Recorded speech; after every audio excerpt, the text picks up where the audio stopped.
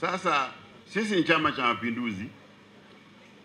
Labda nachoweza kusema ni kwamba chama chetu kinaamini katika maridhiano, na maridhiano ni sera ya Chama cha Mapinduzi na ni sera ya Rais Samia Suluhu Hassan.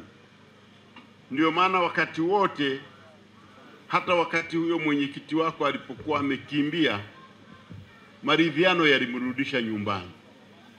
Niwasaidie tu kuwaelimisha kwamba mkiwa na sera ya maridhiano haiwi badala ya sheria, na wala huwezi kusema kwa sababu wewe ni mwenyekiti basi wewe uko juu ya nini, ya sheria. Wote tuko chini ya sheria.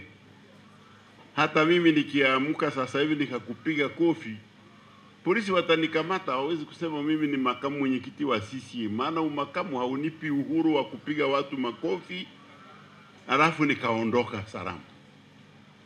Kwa hiyo na nyinyi na chama chenu tunakiheshimu sana, lakini kwamba unatuambia tumsamehe, sisi ameikosea jamhuri na jamhuri ndiyo inayo, tuiachie jamhuri. Hatuwezi kuingilia mahakama.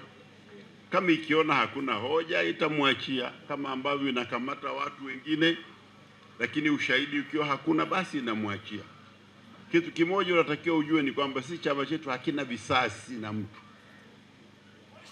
lakini ukikosea unakamatwa na polisi. Polisi wao wamesomeshwa kukamata, lakini wamesomeshwa vile vile kusema kosa hili ni kosa. Sio kila anayekamatwa huwa ametumwa, polisi wametumwa, sio kweli.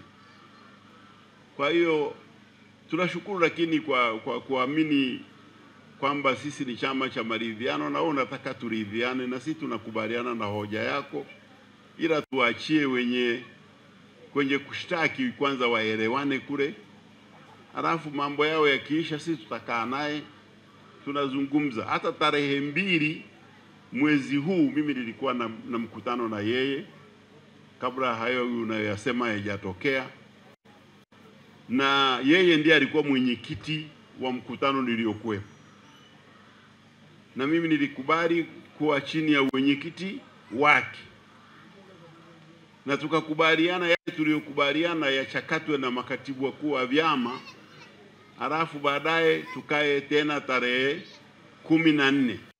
Na tarehe 14 tumekaa, lakini bahati mbaya chama chako hakikuja. Sasa kama hakikuja tutajua kinafikiri nini, lakini sisi hatuna visasi, kwa sababu ni mfumo wa vyama vingi, vyote vina haki, lakini vina haki kwa kufuata sheria.